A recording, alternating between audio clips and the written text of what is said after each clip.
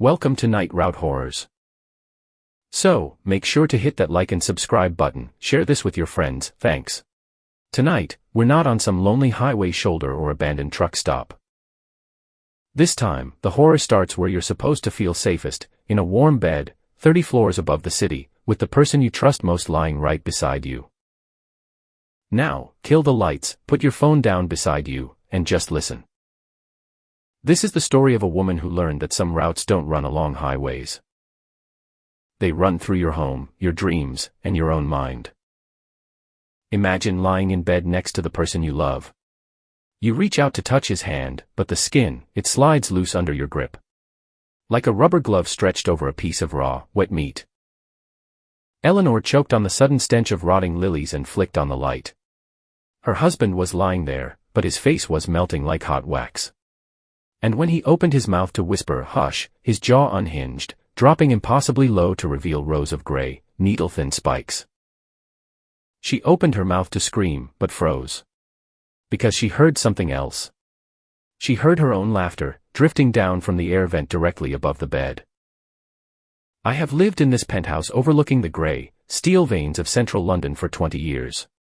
It was a fortress of silence that I had built with my husband, a place where the chaos of the streets below could never touch us.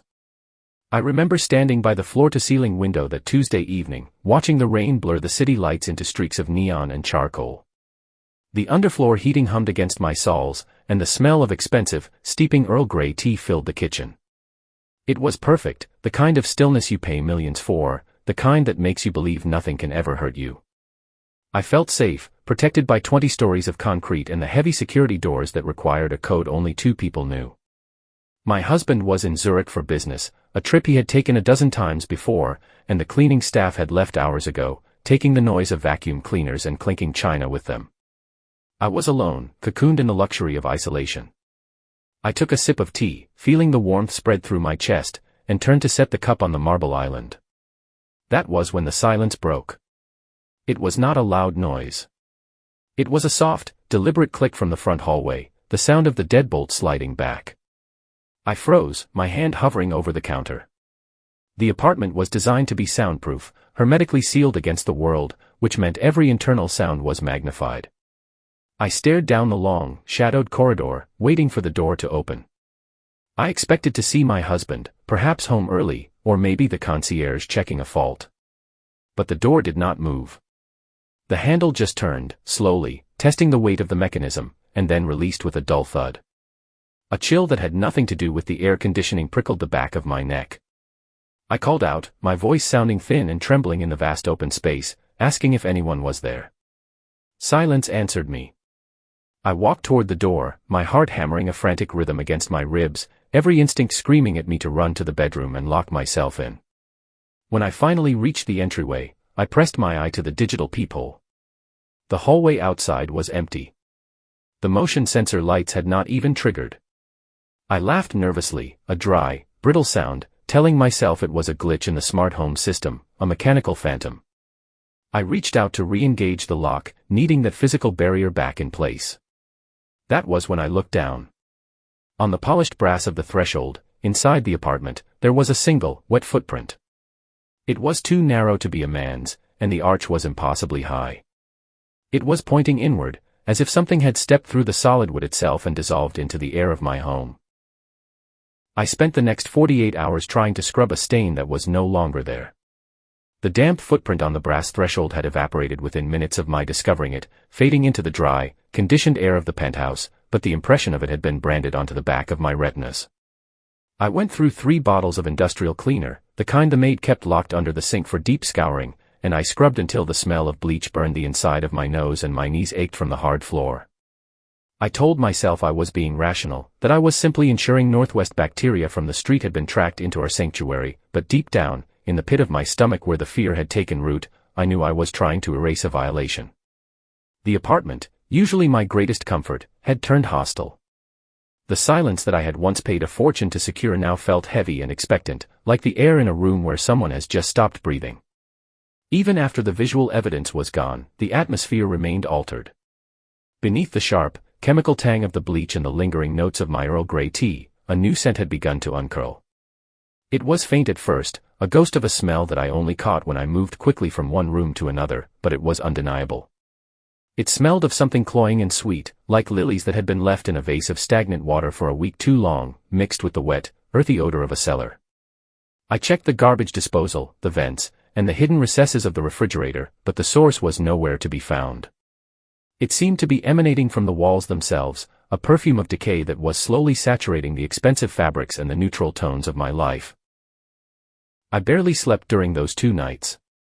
I lay in the center of our California king bed, surrounded by an ocean of Egyptian cotton, listening to the building settle. Every groan of the steel girders, every hum of the elevator winch 20 floors away, sounded like a footstep. I kept the bedside lamp on, a small pool of yellow light that felt pitifully inadequate against the expanse of darkness in the master suite. When my husband finally messaged to say he had landed at Heathrow, the relief that washed over me was so intense it was almost nauseating. I needed him to be home. I needed his solid, pragmatic presence to dispel the phantoms that had taken up residence in my mind. I needed him to tell me that the footprint had been a trick of the light and the smell was just a plumbing issue that the board would fix. I prepared for his arrival with a manic energy, dressing in his favorite silk blouse and ensuring the lighting in the living room was set to the evening dimness he preferred.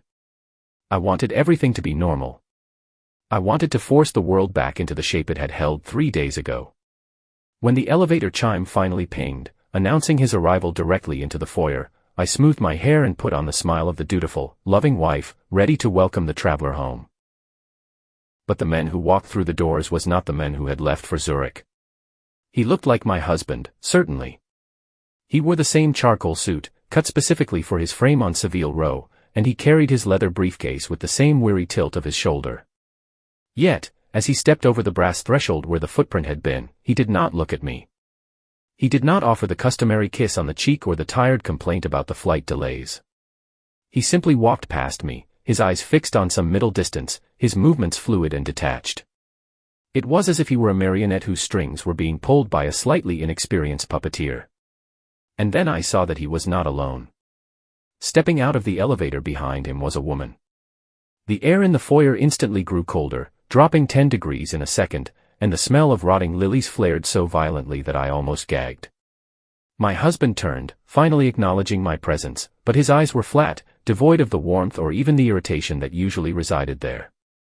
He gestured vaguely to the woman and introduced her as an associate from the New York branch, a consultant who would be working on the merger. He said her name, but the sound slipped off my mind like water off oil. It was a collection of syllables that held no weight. I looked at her. She was younger than me, perhaps in her mid-30s, but her age was difficult to pin down. Her skin was flawless, a pale, alabaster white that seemed to have no pores, stretched so tightly over high, sharp cheekbones that it looked painful. Her hair was a dark, glossy curtain that fell perfectly straight to her waist, moving as a single mass rather than individual strands. But it was her eyes that made my blood run cold. They were large and dark, and they did not blink often enough. When she looked at me, I felt a physical pressure, like a thumb pressing against my sternum. She did not smile. She simply observed me, cataloging my features, my jewelry, the way my hands were gripping the back of the sofa, with the dispassionate curiosity of a biologist examining a specimen on a slide. I forced myself to go through the motions of hospitality. I offered to take their coats, but she declined, keeping her trench coat buttoned to the throat despite the warmth of the apartment. I asked if they wanted a drink. My husband asked for a scotch, neat. She asked for water, ice only. Her voice was soft, barely a whisper, but it carried a strange resonance, like dry leaves skittering over pavement. We moved into the living room, the heart of our home, a space of glass and chrome that hung suspended above the city. My husband sat in his usual leather armchair, slumping into it with a sigh that sounded more like air escaping a tire than human exhaustion. The woman did not sit immediately. Instead, she began to wander. She moved with a gliding grace that was unsettling to watch, her feet making no sound on the plush wool rugs. She trailed her long, pale fingers over everything she passed, the back of the velvet sofa, the spine of a rare first edition on the console table, the petals of the fresh orchids I had arranged that morning. Wherever she touched, she lingered, her fingertips pressing down as if she were testing the density of the objects, or perhaps claiming them. I watched her, paralyzed by a social conditioning that screamed it was rude to confront a guest, even one who made my skin crawl. She stopped in front of the floor-to-ceiling window, staring out at the rain-slick city. The reflection in the glass showed her smiling, a wide, impossible expression that split her face, even though I could see her profile was perfectly still. I excused myself to go to the kitchen to fetch the ice. My hands were shaking so badly I had to grip the marble countertop to steady them. I took deep breaths, trying to center myself, trying to find the rational explanation. An affair. That had to be it. He was having an affair, and he had been cruel enough, or careless enough, to bring her here. The thought should have been devastating, but compared to the primal dread radiating from the living room, it felt almost comforting. An affair was a human problem. It had human rules and human solutions. I could deal with a mistress. I could scream, I could file for divorce, I could throw them both out. I clung to that anger, using it to fuel my movements as I filled the crystal bucket with ice. I grabbed the silver tongs, the cold metal biting into my palm, and turned to go back to the living room. The kitchen was an open-concept design, separated from the living area only by a long island and a decorative glass partition. From where I stood, I had a clear line of sight to the high-backed armchair where my husband sat. But because the room was dimly lit and the partition was reflective, I saw them not directly, but through the dark, mirrored surface of the glass. They thought they were hidden by the bulk of the chair. My husband was still seated, his head thrown back against the leather, his eyes open and staring blankly at the ceiling. The woman, the creature, was kneeling between his legs. It was an intimate tableau, one that should have made me turn away in shame and fury, but horror kept me rooted to the spot. There was no passion in the scene. There was no fumbling of buttons or murmured endearments. She had unbuckled his belt with a surgical precision, her movements sharp and jerky, like a stop-motion film missing frames. As she lowered her head, the movement was not one of affection or desire. It was mechanical. It was the movement of a parasite attaching itself to a host.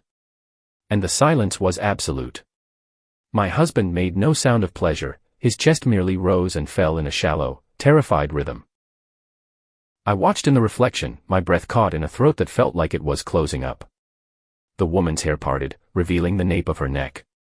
Beneath the hairline, the skin seemed to ripple, as if something were moving underneath the surface, shifting and realigning. And then, as if she sensed my gaze on the glass, she stopped. She did not pull away. She did not scramble to cover herself. She slowly, deliberately turned her head. In the reflection, her eyes locked with mine. It was impossible. She was facing away from the kitchen, buried in the act, yet her head rotated on her neck to an angle that defied anatomy, turning 180 degrees until she was looking directly back at me. Her mouth was smeared with something dark that looked too thick to be saliva. She smiled then, truly smiled, and her jaw unhinged, dropping lower than a human jaw should go, revealing rows of teeth that were needle-thin and gray. It was a look of pure, unadulterated hunger. It was a look that said, I see you, and you are next. The ice tongs slipped from my numb fingers. They hit the marble floor with a clatter that sounded like a gunshot in the silent apartment. The noise shattered the moment. I gasped, stumbling back against the refrigerator, my heart hammering so hard I thought it would bruise my ribs. I waited for them to jump up, for my husband to rush in with excuses, for the woman to flee. But there was only silence. I stood there for what felt like an hour, though it must have been only seconds, listening to the hum of the refrigerator and the blood rushing in my ears. Slowly, terrifyingly, I forced myself to lean forward and peek around the edge of the partition, bypassing the reflection to look at the reality. My husband was sitting in the chair, his belt buckled, his hands resting calmly on his knees, reading a magazine. The woman was standing by the bookshelf across the room, fully clothed, her back to me, examining a porcelain vase. She looked entirely composed. There was no sign of the violation I had just witnessed. No unhinged jaw, no dark fluids, no impossible rotation of the neck. It was a domestic scene of perfect, boring normalcy. My husband looked up as I entered, his expression mild. He asked if I was all right, noting that I looked pale. His voice was flat, lacking any genuine concern, sounding like a recording of a voice I used to know. The woman turned then, placing the vase back on the shelf with a delicate click. She looked at me with those unblinking eyes and asked if I needed help with the ice. Her lips, now perfectly shaped and painted a modest pink, curved into a polite, closed-mouth smile. But as she walked toward me to take the bucket, Passing close enough that her sleeve brushed my arm, the smell hit me again, that overpowering stench of rot and wet earth, so strong it made my eyes water. And as she leaned in to take the silver handle from my shaking grip, she whispered, her voice too low for my husband to hear, a sound that vibrated in my bones. She said that the ice was melting. I let her take the bucket. I let her walk back to my husband and pour him a drink. I let her sit on the adjacent sofa, crossing her legs with elegant poise. I sat down opposite them, my hands clasped tightly in my lap to hide the tremors. I was trapped. If I spoke, if I screamed what I had seen, they would look at me with pity and confusion. They would tell me I was tired, that the stress was getting to me, that I was imagining things. My husband would nod, and she would agree, and the walls of my sanity would be chipped away a little more. I realized then that this was not just an intrusion. It was a siege. She had not just come to take my husband, she had come to take the space I occupied. She was consuming the air in the room, the light from the lamps, the reality of my existence. I took a sip of my tea, which had gone stone cold, and tasted the bitterness of ash. Across the coffee table, the woman watched me over the rim of her glass, and for a fleeting second, her eyes flashed with a predatory bioluminescence, a sudden spark of yellow in the dark iris, before returning to a dull, flat brown. I knew then that I was no longer the mistress of this house. I was merely meat that hadn't yet realized it was on the hook. Over the next 3 weeks, the boundaries of my life began to dissolve like sugar in hot water. The apartment, once a sprawling grid of distinct rooms and clear purposes, became a fluid, treacherous landscape where the laws of physics seemed to operate on a delay. I stopped leaving the penthouse. The idea of the elevator, of the 20-story descent into the chaotic world below, filled me with a paralyzing agoraphobia, so I stayed within my glass fortress, watching the gray London sky press against the windows. I told myself I was taking a sabbatical, a mental health break, but in truth, I was standing guard. I spent my days patrolling the perimeter of the living room, running my fingers along the wainscoting, checking the locks, and listening. The silence I had once cherished had curdled into a heavy, expectant pressure that clogged my ears. It was not empty, it was full of breath that wasn't mine. I would wake up in the middle of the night, jolted from a shallow, medicated sleep by the sound of movement.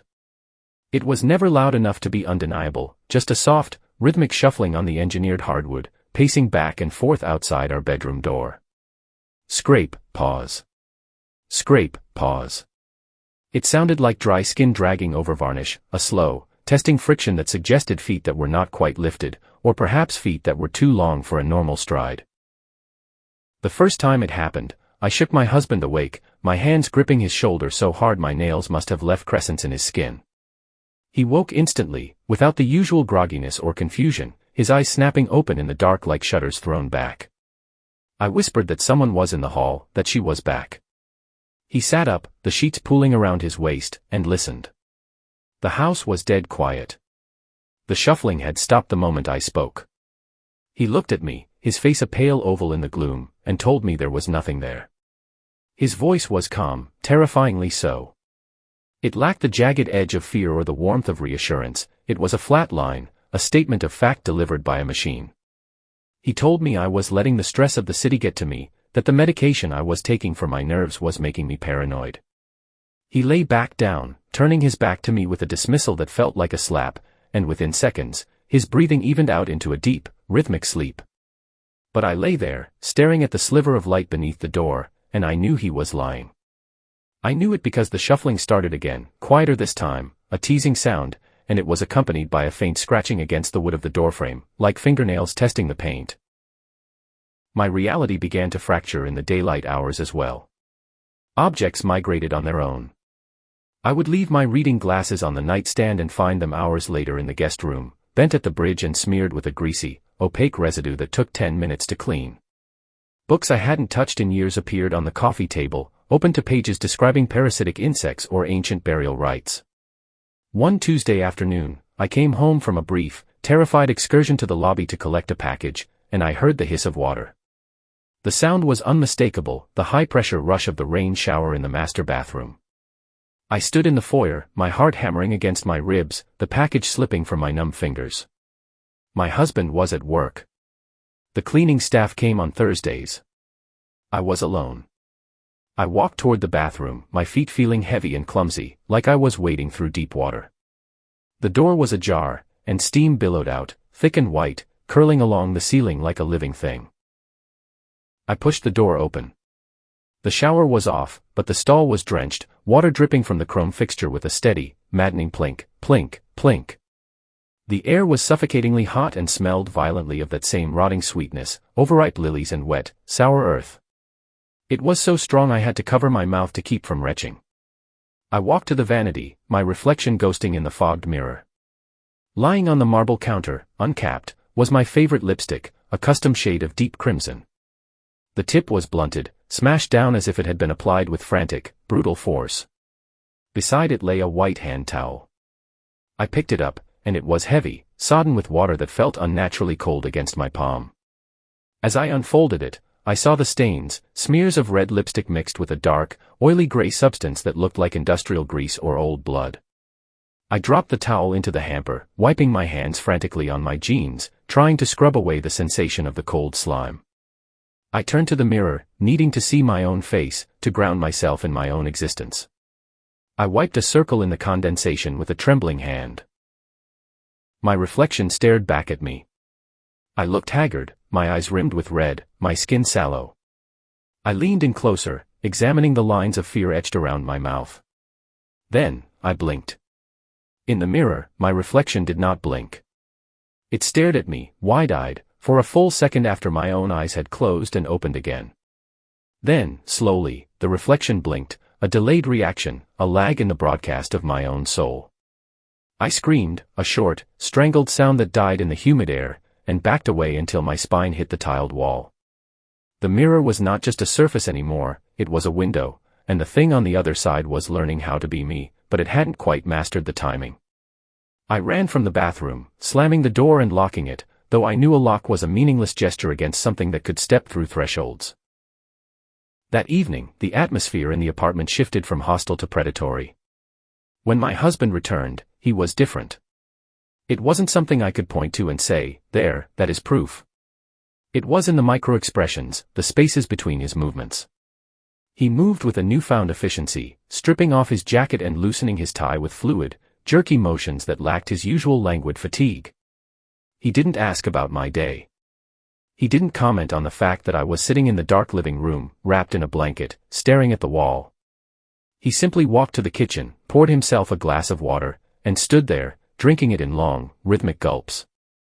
The sound of his swallowing was loud in the quiet room, a wet, clicking noise that made my skin crawl. He turned to me, wiping his mouth with the back of his hand, a gesture so uncharacteristically coarse for him that I flinched. He suggested we go to bed early. He didn't ask, he stated it, his voice carrying a dull resonance that vibrated in the floorboards. I followed him to the bedroom, drawn by a mix of obedience and a desperate, pathetic hope that intimacy might break the spell. I wanted to feel his skin and know that he was still the man I had married, that he wasn't part of the rot that was consuming our home. We undressed in the dark. The streetlights from below cast long, skeletal shadows across the duvet. When he reached for me, his touch was wrong.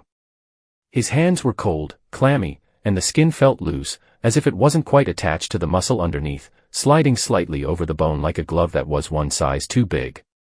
He kissed me, and his lips were dry and papery. There was no tenderness, only a hungry, searching pressure.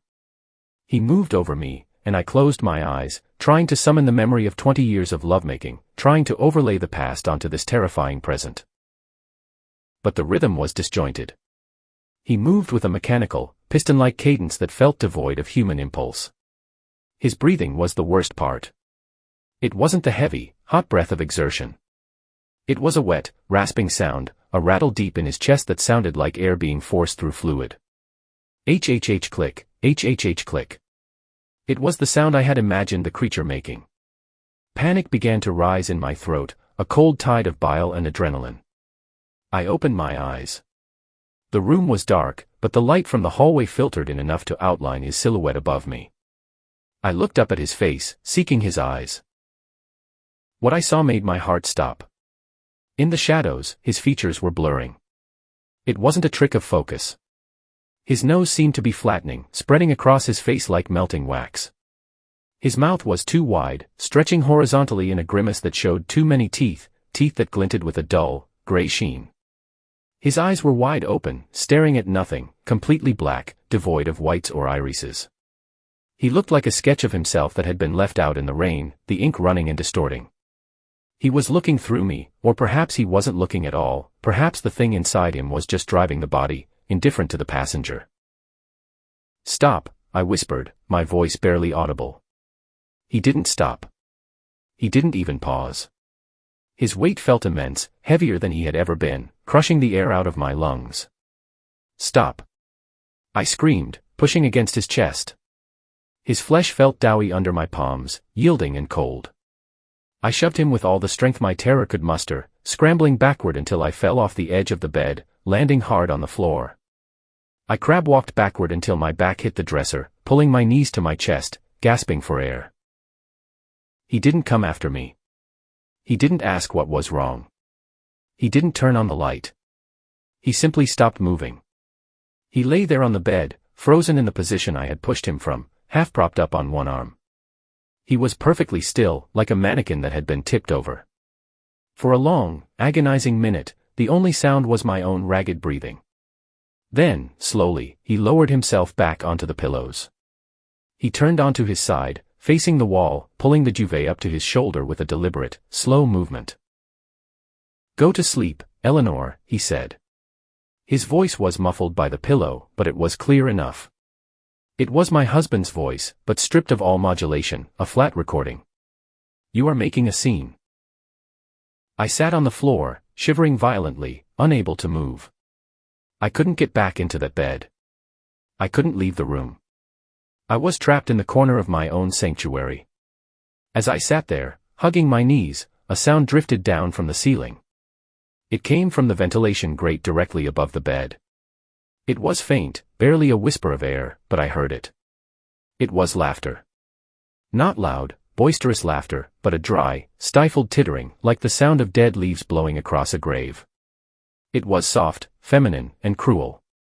It continued for minutes, a quiet soundtrack to my husband's motionless form, confirming what I had known since I saw the footprint. The woman wasn't gone. She was in the walls, she was in the air, and now, God help me, she was in him. The invasion was total. It wasn't just an affair, it was a replacement, and the process was almost complete. I stayed on the floor until dawn, watching the rise and fall of my husband's chest, waiting for the moment when he would stop breathing air and start breathing something else entirely. I decided that morning that if I was to be a prisoner in my own home, I would at least be a noisy one. The silence of the apartment had become a weapon, a heavy, suffocating blanket that the intruder was using to smother my sanity, so I resolved to tear it apart. I canceled my appointments for the week, calling the charity board and my personal trainer with a voice that sounded too bright, too brittle, telling them I had come down with a migraine that required total bed rest. It was a lie, but it was also a strategic fortification. I was clearing the decks for war. I locked the front door, engaged the deadbolt, and then, for good measure, I wedged a heavy, cane-backed chair under the handle. It was a primitive barricade for a multi-million-dollar penthouse equipped with biometric scanners, but the physicality of it gave me a fleeting sense of control. I marched into the living room and turned on the integrated sound system. I chose a recording of Rachmaninoff's piano concertos and turned the volume up until the bass notes vibrated in the soles of my feet and the crystal tumblers in the cabinet rattled against each other. I wanted to fill every corner, every shadow, and every silent gap in the air with human noise. I wanted to drown out the shuffling, the whispering, and the wet, clicking sounds of breathing that were not my own. For the first few hours, I manicured my surroundings with a frantic, aggressive energy. I scrubbed surfaces that were already clean, wielding the bleach bottle like a holy relic. I reorganized the bookshelves, slamming the volumes back into place with unnecessary force, challenging the room to move them again. I was marking my territory, spreading my scent and my sound, screaming silently that this glass box in the sky belonged to me. But the apartment fought back. It did not fight with noise or violence, but with a subtle, maddening resistance that eroded my resolve like water dripping on stone. The laws of continuity seemed to suspend themselves when I turned my back. I would set my reading glasses down on the kitchen island. I vividly remembered the click of the frame hitting the marble, only to turn around a minute later and find the surface bare. I would spend 20 minutes tearing the kitchen apart, my heart rate spiking, only to find them later in the guest bedroom, sitting perfectly centered on the pillow of the unused bed. The first time it happened, I told myself I was forgetful, that the stress was scrambling my short-term memory. But when I picked them up, I saw the lenses. They were smeared with a thick, greasy residue, opaque and gray, as if someone with filthy, oily fingers had pinched the glass. I stood in the guest room, the music from the living room sounding distant and muffled here, and stared at the smudge. It was a fingerprint, but it was too long, the swirl of the ridge pattern stretched and distorted like taffy. I cleaned them, my hands shaking, scrubbing until the glass squeaked, but when I put them on, the world still looked slightly filmed, as if the corruption had seeped into the prescription itself. The displacement of objects escalated as the afternoon wore on. My favorite fountain pen, a heavy brass instrument I had used for 10 years, vanished from my desk and reappeared in the bathroom sink, submerged in a pool of water that smelled faintly of sulfur. A vase of white roses I had arranged on the dining table was turned exactly 180 degrees, the blooms facing the wall like shunned children. The apartment was gaslighting me. It was rearranging itself to accommodate a new tenant, making space for a presence that needed different angles and different shadows. I felt like a ghost haunting my own life, invisible and ineffectual, watching my possessions pledge allegiance to a new master. The music, which I had hoped would be a shield, began to feel like a trap. The crescendo of the piano seemed to mask the sounds I needed to hear, providing cover for the movements I knew were happening just outside my peripheral vision. I turned it off abruptly, and the silence that rushed back in was heavier than before, a vacuum that sucked the air from my lungs. It was then that I decided I could not fight the house alone. I needed to confront the only other living person in this hellscape. My husband had been holed up in his study since breakfast, claiming he had urgent calls with the Tokyo office. The study was his sanctuary within the sanctuary, a room of dark mahogany and leather that smelled of cedar and old paper. I walked down the hallway, the floorboards feeling cold through my socks. The door to the study was closed. I didn't knock. I didn't feel the need for politeness anymore. I pushed the door open and stepped inside. The room was dim, the heavy velvet curtains drawn against the afternoon light. He was sitting behind his massive desk, the glow of 3 computer monitors illuminating his face in a harsh, blue wash. He didn't look up when I entered. His fingers were flying across the keyboard, but the rhythm was wrong. It was too fast, too erratic, a chaotic staccato that didn't sound like typing words, but rather like someone mashing keys at random. "We need to talk," I said, my voice trembling with a mixture of rage and exhaustion. "I can't do this anymore." He stopped typing. He didn't turn his chair. He just sat there, his silhouette rigid against the blue light. "I am working, Eleanor," he said. His voice was calm, but it had that hollow, tinny quality I had come to dread, as if it were being projected from a speaker in his chest rather than his throat. "I don't care about your work," I snapped, stepping closer, my hands balling into fists at my sides. "I care about the fact that there is someone else in this house. I care about the fact that you are lying to me. I know she was here. I saw her. I saw her footprints. I smell her goddamn perfume in every room. My things are moving. My glasses were in the guest room covered in slime. You act like I'm crazy, but I know what I'm seeing." He finally turned the chair. The movement was smooth, oiled. He looked at me, and his face was a mask of polite, weary concern. It was a perfect imitation of the husband I used to know, but the eyes were dead. They were flat surfaces that reflected the light but held no depth. "Eleanor," he said softly, entwining his fingers on the desk. "You are unwell. We have discussed this. The isolation of the penthouse, the stress of the city, it is warping your perception. You are seeing patterns where there is only noise." "I am not unwell," I screamed, the sound tearing at my throat. "I saw her kneeling between your legs. I saw her unhinged jaw. I saw her wearing my face in the mirror. Don't you dare tell me that's stress." He sighed, a long, patient exhalation that sounded like air escaping a puncture. "You are hysterical. I think it is time we considered the country estate. A few weeks of fresh air. You need to rest." "I don't want to go to the country." I was crying now, hot, angry tears that blurred my vision. "I want you to tell me the truth. Who is she? What is she? As I shouted, the air in the room suddenly dropped. The temperature plummeted so fast I could feel the moisture on my cheeks turn cold. The smell hit me, that cloying, rotting lily scent, amplified 10 times over, thick enough to taste. From the hallway behind me, the floorboard creaked. It was a distinct, deliberate sound. Creawalk. My husband didn't look past me. He didn't blink. He kept his eyes fixed on my face, his expression unchanging. I turned around slowly, my heart hammering against my ribs like a trapped bird. Standing in the hallway, framed by the doorway, was the woman. But she wasn't wearing her trench coat or her suit. She was wearing my robe. It was a silk kimono I had bought in Kyoto 5 years ago, a piece of hand-painted silk dyed a deep, midnight blue with golden cranes embroidered on the back.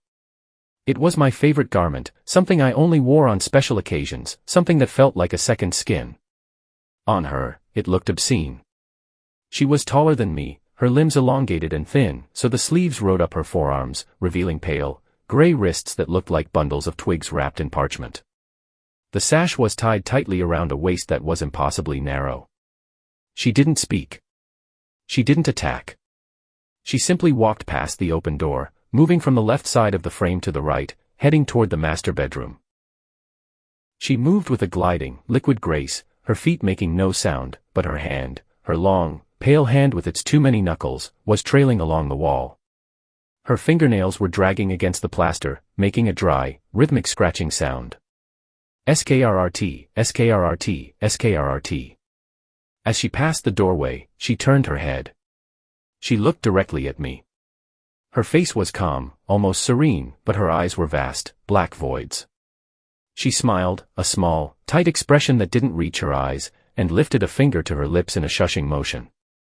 Then she drifted out of sight. I spun back to my husband, my finger pointing at the empty doorway, my mouth opening and closing in shock. There. I shrieked. There. She just walked past. She's wearing my robe. The blue one from Kyoto. You saw her. You had to see her. My husband didn't even glance at the door. He picked up a pen and began to tap it rhythmically against the desk. Tap. Tap. Tap. There is no one there, Eleanor, he said, his voice dropping an octave, becoming a monotone drone. You are hallucinating. There is only you and me in this house. She was right there. I grabbed his arm, shaking him. His arm felt hard, unyielding, like clutching a tree branch wrapped in fabric. Look at me. Stop lying. He stopped tapping. He looked up at me, and for a second, his face seemed to ripple, the features losing their cohesion. I am not lying, he said. I am telling you the reality. You are the one who is confused about what belongs here. I backed away from the desk, stumbling over the corner of the rug. The realization hit me with the force of a physical blow. He wasn't gaslighting me in the traditional sense. He wasn't trying to hide an affair to save our marriage. He wasn't trying to make me leave so he could be with her. It was something far worse. He was denying her existence because, in his mind, in whatever mind was currently operating that body, she belonged here more than I did. She wasn't the intruder anymore. I was. The way she wore my robe, the way she walked through the halls, the way she touched my things, she was trying them on. She was breaking them in. And he was waiting for the transition to be complete. You're not him, I whispered, the words tasting like ash in my mouth. You're not my husband. He tilted his head to the side, a movement that was too sharp, too bird-like. I am exactly who I need to be, he said. And you, Eleanor, are taking up too much space. I turned and ran out of the study. The hallway was empty, but the smell of lilies was suffocating. I could hear the faint sound of the shower running in the master bathroom. I knew who was in there.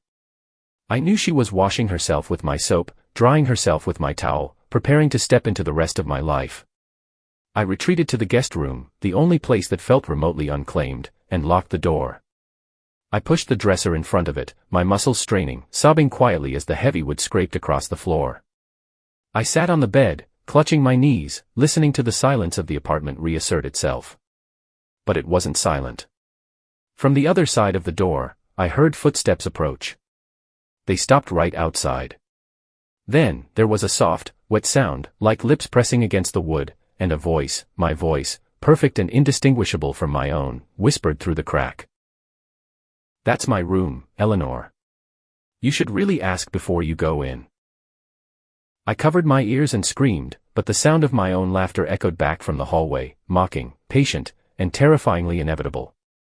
The invasion was total. The replacement was imminent. And I was the only thing left to be removed. The breaking point arrived on a Friday evening, carried in on a draft of air conditioning that felt colder than the darkest winter London had ever seen. My husband, or the entity wearing his skin with increasing confidence, announced he had a dinner meeting with the partners from the Tokyo firm. He stood in the foyer adjusting his cufflinks, his movements smooth and practiced, a terrifying pantomime of the man I had married. He looked too perfect. His skin had a waxy, luminous quality under the halogen lights, free of the small lines of fatigue and age that had defined him for the last decade. He leaned in to kiss my cheek, and I forced myself not to flinch. His lips were dry and cool, leaving a sensation like a dead moth brushing against my skin. He told me not to wait up, his voice holding that hollow, resonant timbre that vibrated in my teeth. As the heavy security door clicked shut behind him, sealing with a finality that echoed through the penthouse, I did not feel relief. I felt a cold, crystalline clarity. The waiting was over. The game of cat and mouse, of gaslighting and shifting shadows, ended tonight. I was done hiding in the corners of my own life. I was done letting them displace me inch by inch. If this was to be an eviction, I would make sure the walls came down around us. I waited until the elevator indicator showed he had reached the ground floor. Then, I moved. I walked to the fireplace in the main living room, the gas flames flickering behind their glass shield, useless and decorative. Beside the hearth stood a set of antique iron tools, heavy and brutalist in design. I wrapped my hand around the handle of the fire poker. The cold, pitted iron felt grounding against my palm, a solid, tangible reality in a world that had become fluid and treacherous. I gripped it until my knuckles turned white, the weight of it dragging at my shoulder, promising violence. I did not turn on the lights. The ambient glow of the city filtering through the rain-streaked windows was enough, casting long, stretching shadows across the floorboards that seemed to reach for my ankles. I began my hunt. I moved through the apartment room by room, systematically clearing the space, driving the silence before me. I checked the kitchen, the dining room, the study. They were empty, but the air was thick with that cloying, rotting scent, lilies and wet earth, now mixed with something sharper, like ozone or electrified copper. The temperature in the penthouse continued to drop. The thermostat on the wall read 60 degrees, but it felt freezing, a supernatural chill that seeped through my clothes and settled in my marrow. It was the cold of a deep cave, the cold of the grave. I pulled my cardigan tighter around me with my free hand and moved toward the hallway that led to the bedrooms. The door to the master suite was open, revealing an empty bed, the duvet smooth and undisturbed. But the door to the guest suite, the room at the far end of the corridor, the room where I had found my glasses smeared with slime, was closed. It was never closed. We kept it open to let the air circulate. A line of darkness pooled beneath the frame, absorbing the faint light from the hall. As I approached, stepping carefully on the runner so the floorboards wouldn't creak, I heard it. The sound was distinct and wet. Slap. Drag. Slap. Drag. It sounded like raw meat being thrown against the wall, followed by the soft, tearing noise of fabric giving way. I stopped outside the door, my breath hitching in my throat. The smell here was overpowering, a physical wall of stench that made my eyes water. It smelled of stagnant pond water and old blood. I raised the poker, resting the heavy iron on my shoulder like a bat. "Open the door," I said. My voice was raspy, terrified, but loud. "I know you're in there." Silence answered me. The wet slapping sound stopped instantly. The air pressure in the hallway seemed to increase, pressing against my eardrums. I reached out with my left hand and tried the handle. It was locked. Of course it was locked. I rattled it, anger flaring hot and bright through my fear. "Open it!" I screamed, kicking the bottom of the door. "Get out of my house!" Then, I heard the click. It was the same sound I had heard on that first Tuesday, the soft, deliberate mechanical slide of the deadbolt disengaging from the inside. The handle turned slowly, gripped by unseen fingers, and the door drifted open. It didn't swing wide, it just cracked enough to reveal a slice of the room beyond. It was pitch black inside, the curtains drawn tight against the city lights. I pushed the door with the tip of the poker, swinging it inward until it hit the stopper. I stepped across the threshold. My eyes adjusted slowly to the gloom. The room was freezing, the air motionless and heavy. The only light came from the gap in the curtains where a neon sign from a building across the river pulsed a rhythmic, dull red. In that intermittent crimson flash, I saw her. She was sitting on the edge of the bed, her back to me. She was naked. Her skin was a pale, translucent gray, looking wet and slick, as if she had just emerged from a cocoon of mucus. Her spine was the first thing that made my stomach turn. It protruded sharply, a ridge of jagged, oversized vertebrae that looked like the teeth of a saw, pushing against the thin skin. Her limbs were too long, her elbows bent at sharp, impossible angles as she hunched over something in her lap. She was holding a book. I recognized the velvet cover immediately. It was my wedding album. The sound I had heard, the tearing, started again. Rip. She tore a page out with a slow, deliberate motion. Then another. She wasn't looking at them. She was just destroying them, methodically erasing the physical proof of my history. Rip. The sound was agonizing, like listening to a bone break. Get out, I whispered. The words felt small in the room, swallowed by the darkness. The figure stopped tearing. Her shoulders, bony and broad, stiffened. She didn't turn around immediately. She just sat there, the album resting on her knees, her head cocked slightly to the side as if listening to a frequency I couldn't hear. Then, she began to stand. The movement was unfolding, not rising. Her legs straightened, lifting her torso up, until she towered over the bed. She was tall, unnaturally so, her head nearly brushing the chandelier. She turned slowly, her feet shuffling on the carpet with that dry, scraping sound. When the red light pulsed again, it illuminated her face. I gasped, stepping back, the poker trembling in my grip. It was my face. She was wearing my face. But it was a mask that hadn't set properly. The skin was too loose, hanging slightly at the jawline. The eyes were my color, blue, but they were set too wide apart, drifting toward her temples like a prey animal's. The mouth was the worst. It was my mouth, painted with my lipstick, but it was stretched into a permanent, frozen smile that revealed too many gums, too many teeth. It was the face of a doll that had been left in the sun, warped and wrong. You, I choked out, unable to process the horror of seeing myself looking back with dead eyes. She stepped toward me. The smell of rot billowed off her in waves.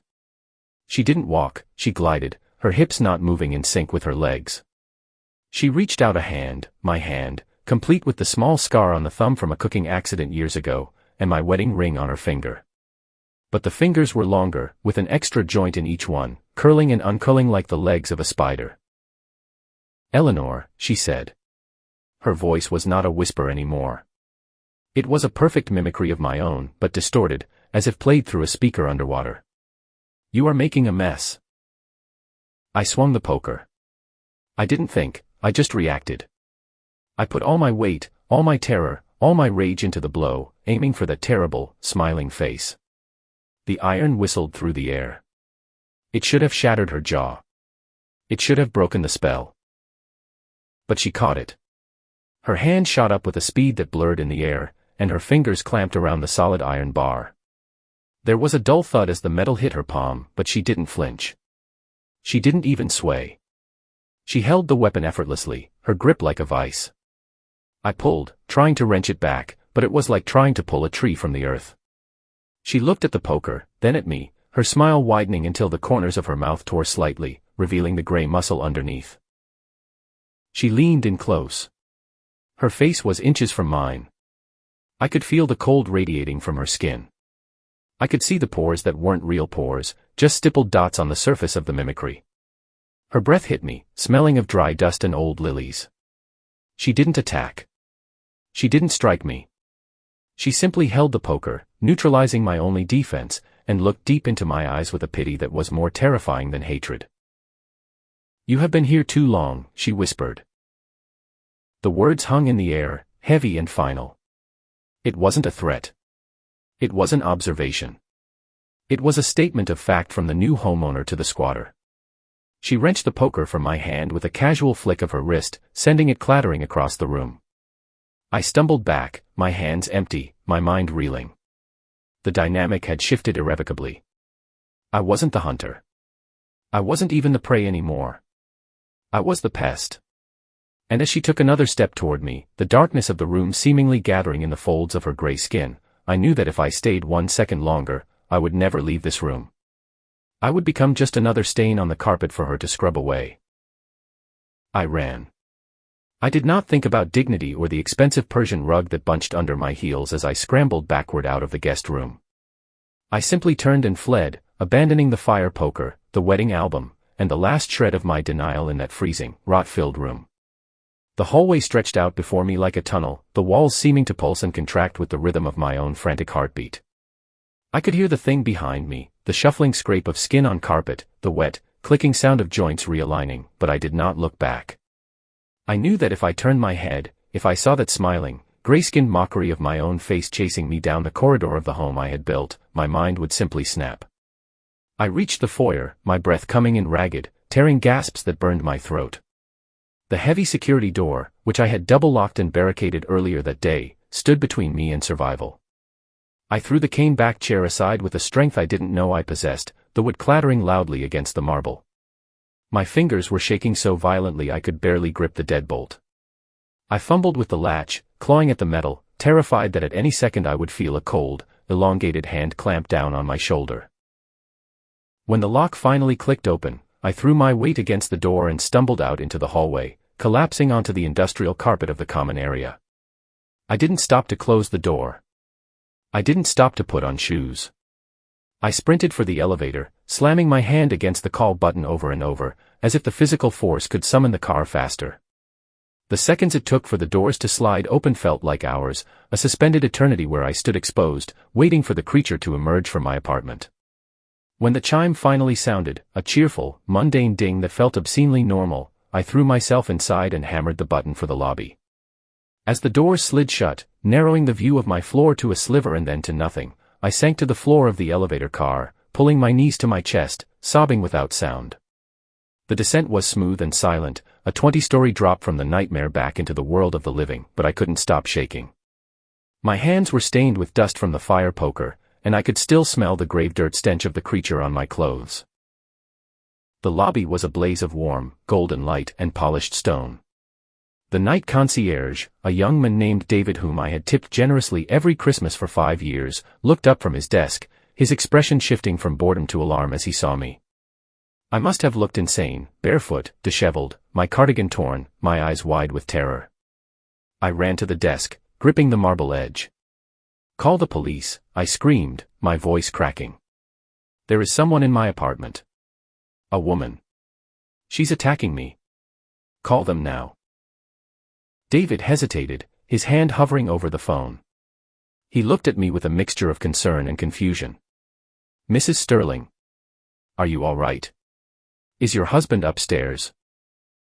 "Don't call him," I shrieked, reaching over the desk to grab his wrist. "He's with her. They're trying to kill me. Just call the police." He pulled back, alarmed, and dialed 3 9s. I paced the lobby while we waited, my arms wrapped around myself, shivering uncontrollably despite the warmth of the heater. Every time the elevator dinged, I jumped, expecting to see the gray woman stepping out. But the doors opened only for empty air or confused neighbors walking their dogs.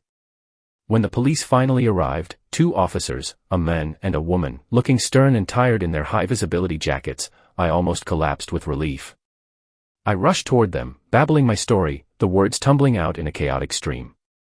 I told them about the intruder, the woman who looked like me, the husband who wasn't my husband, the smell of rot, the cold room. The officers exchanged a glance, that universal look of law enforcement dealing with a domestic disturbance involving mental health issues, but they nodded professionally. "All right, ma'am," the female officer said, her voice calm and condescendingly slow. Let's go upstairs and sort this out. You have keys. The door is open, I said, my voice trembling. I left it open. The ride back up to the penthouse was the longest journey of my life. I stood in the corner of the elevator, behind the two officers, using their bulk as a shield. I wanted to see the creature in handcuffs. I wanted to see the police recoil from the smell of the rot. I wanted validation that I wasn't crazy, that the horror I had lived for the last month was real and physical and arrestable. When the doors opened on the 20th floor, the hallway was quiet. My front door was indeed standing wide open, just as I had left it. The officers unclipped their tasers, their posture shifting into readiness, and gestured for me to stay back. They announced themselves loudly, "Police. Is anyone here?" and stepped across the threshold. I waited a beat, then followed them, staying close to the wall. I expected the freezing cold to hit me. I expected the stench of lilies and stagnant water to choke the air. But as I stepped into the foyer, a wave of warmth washed over me. The air conditioning was humming softly, set to a comfortable 72 degrees. The air smelled crisp and clean, perfumed with the scent of fresh, expensive beeswax polish and brewing coffee. There was no smell of rot. No ozone. No decay. "Hello." A voice called out from the living room. It was my husband's voice. Not the hollow, tinny drone of the thing in the study, but the warm, resonant baritone I had fallen in love with 20 years ago. "Is everything all right?" We walked into the living room. The scene before me was so normal, so perfectly composed, that my knees almost gave out. The lights were dimmed to a cozy amber glow. Soft jazz was playing low on the sound system. My husband was standing by the fireplace, wearing a cashmere sweater and holding a newspaper. He looked the picture of health, his skin flushed with color, his eyes bright and concerned, his posture relaxed. There was no sign of the gray, shifting flesh or the black void eyes. And sitting on the sofa, legs crossed elegantly, was the woman. But she wasn't the gray monstrosity I had faced in the guest room. She wasn't naked, and her spine wasn't trying to tear through her skin. She was wearing my clothes, my favorite cream silk blouse and the tailored trousers I wore to board meetings. Her hair was clean and glossy, falling in a perfect wave over her shoulder. She turned to look at us, and her face was my face. Not the warped mask with the unhinged jaw, but a perfect, flawless version of me. She looked like I had looked 10 years ago, rested, radiant, her skin smooth, her eyes a vivid, sparkling blue. She held a teacup, my grandmother's bone china teacup, in her hand, resting it gently on her knee. "Oh, thank goodness you're here," my husband said, stepping forward to greet the officers. He looked at me with an expression of deep, heartbreaking sadness. "Eleanor. I was so worried when you ran out." "Stop it." I screamed, pointing a shaking finger at the woman on the couch. "That's her. That's the intruder. She's wearing my face. Look at her." The officers looked at the woman on the couch, then back at me. I caught my reflection in the dark glass of the window. I looked wild, hair matted with sweat, eyes bloodshot, face pale and drawn, wearing a torn cardigan and no shoes. The woman on the couch looked calm, composed, and sane. She set the teacup down on the coffee table with a soft clink and stood up. She moved with a natural grace, walking toward the female officer with her hands clasped in a gesture of helplessness. "Officer, I am so sorry," she said. Her voice was my voice. It wasn't distorted or underwater anymore. It was my cadence, my pitch, my accent. It was more me than I sounded right now. "My ex-wife, she has been having a very difficult time lately. We've been trying to get her help, but she breaks in sometimes. She still has the codes memorized. We changed them last week, but she must have guessed." "Ex-wife." I choked out, the air leaving my lungs. "I live here. I am your wife. We've been married for 20 years. Tell them." I looked at my husband, pleading. "Tell them who I am." My husband walked over to the woman, the imposter, and put his arm around her waist. He pulled her close, a gesture of protective intimacy that shattered my heart. "This is my wife, Eleanor," he said to the police, nodding at the creature. He looked at me with pity. "This is my first wife. We divorced 3 years ago. She hasn't accepted it. She has episodes where she believes she still lives here. It's usually harmless, but tonight she became violent. She had a fire poker. We found a poker in the guest room, sir, the male officer said, making a note in his pad. She threatened me with it, the imposter said softly, burying her face in my husband's shoulder. I was so scared. I locked myself in the guest room, but she broke in. I didn't know what to do. Liar. I shrieked, lunging forward. You are a monster. I saw you. I saw your spine. I saw you eating him. The male officer stepped in front of me, grabbing my arm in a grip that was firm and painful. That's enough, ma'am, he said, his voice hard. You need to come with us. You're trespassing and acting in a threatening manner. Check her fingerprints. I yelled, struggling against his grip. Check her DNA. She's not human. Just look at her eyes. She doesn't blink enough. The woman looked at the officer, her blue eyes wide and glistening with unshed tears. She blinked, perfectly, naturally, a slow flutter of lashes that conveyed nothing but fear and exhaustion. Please, she said to the police. Just take her somewhere she can get help. We don't want to press charges. We just want to be safe in our home. You're very generous, Mrs. Sterling, the female officer said to the creature. She turned to me, taking my other arm. Come on. Let's not make this harder than it has to be. I tried to fight, but I was exhausted. The adrenaline had burned out, leaving me hollow. As they dragged me backward toward the elevator, my heels dragging on the floor, I looked at the couple standing in the center of the living room. My husband was stroking the woman's hair, whispering something in her ear. They looked like the perfect couple. They looked like the people who belonged in this glass sanctuary. Just before the elevator door slid shut, the woman looked up. She looked past the officers, straight at me. The sadness dropped from her face like a veil falling away. Her expression went blank, smooth, and cold. She smiled, that same small, tight smile I had seen in the study, the one that didn't reach her eyes.